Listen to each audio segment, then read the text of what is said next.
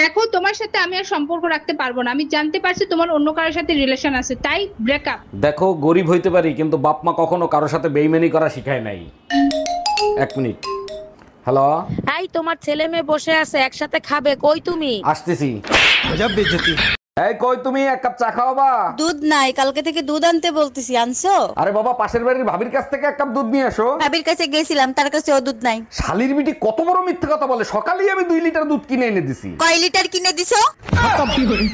আচ্ছা রুম্পা, তুমি সত্যি করে একটা কথা বলবা, তুমি আমার বিয়ে করছিলে কিসের জন্য? অবশ্যই বলবো, তার আগে বলো সব দেবতারা মিলে মা দুর্গাকে তৈরি করেছিল কেন? এটা তো সবাই জানে, অসুরদের বধ করার জন্য। এবার আমার প্রশ্নের উত্তর দাও। উত্তর তো তুমিই দিয়ে দিলা, আমি আর কি উত্তর দিব? ম্যাডাম, আপনাদের তালাকের পেপার রেডি হয়ে গেছে, এবার আপনাদের বয়স বলেন।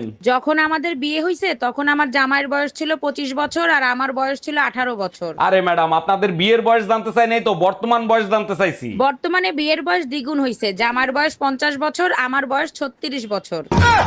রুম্পা, সামনে তো ইলেকশন আসতেছে, তোমার কি মনে হয় কোন দল জিতবে? যেই দলই জিতুক তাতে তোমার কি? তোমার সরকার জীবনে কোনোদিন পাল্টাবে না। জানো তো, কোন সরকার বেশি দিন গদিতে থাকলে তার পতন নির্মম ভাবে হয়। তুমি টেনশন নিও না, তোমার সরকার মরার আগ পর্যন্ত গদি ছাড়বে না সোনা।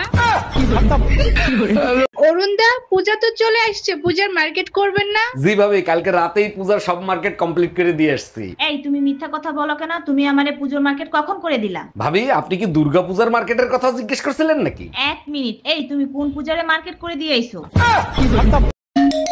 বারবার কেন ফোন দিচ্ছ? বলছি না আমি তোমার সংসার আর করবো না। এই কথাটা শোনার জন্যই বারবার ফোন দেই। কোন কথাটা শোনার জন্য? এই যে বলো না তোমার সংসার আর করবো না, শুনলে কলিজাটা জুড়াইয়া যায়। কালকেই আসতেছি মাকে সাথে নিয়ে, তোর কলিজায় আগুন ধরাইতে।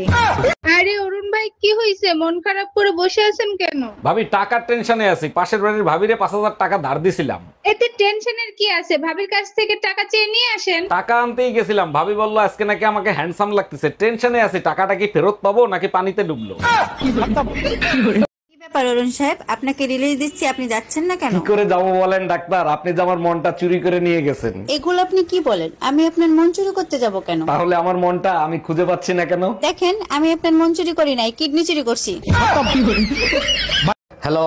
এই কোথায় তুমি? তুমি যেখানেই থাকো এই মুহূর্তে বাসায় চলে আসো। কেন, কি হয়েছে? কেউ মারা গেছে নাকি? আরে কেউ মরে নাই, পাশের বাসার ভাবির ছেলে হইছে। পাশের বাড়ির ভাবির ছেলে হয়েছে, তা আমি কি করবো? এসে নাচবো? ছেলের চেহারার সাথে ভাইয়ের চেহারার কোনো মিল নাই, তাই তোমাকে ডাকতিছে।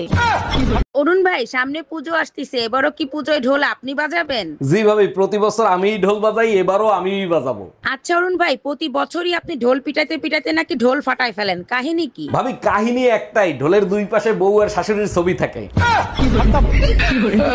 এর আগে 3টা বিয়ে করছো, তারপর আমারই বিয়ে করছো, তারপরও নিজের নির্দোষ দাবি করো। না, আমি নির্দোষ দাবি করতেছি না। আমি যখন জানি, আমি কেন নিজেকে নির্দোষ দাবি করব? আমি দোষী। তাইলে কেন আমারে বিয়ে করছিলা? তখন আমার আবেগে কাজ করছে, বিবেক কাজ করে নাই। শোনো, আমি মরে গেলে আমার কবর শুকানোর আগ পর্যন্ত তুমি বিয়ে করবে না। তুমি একদম টেনশন করো না, তুমি মারা গেলে তার পরের দিনই আমি তোমার কবর পাকা করে বান্ধাই দেবো। এখন আমি মরেও শান্তি পাবো, তুমি আমাকে এত ভালোবাসো। আরে না, কবর শুকানো পর্যন্ত অপেক্ষা করবে কিনা।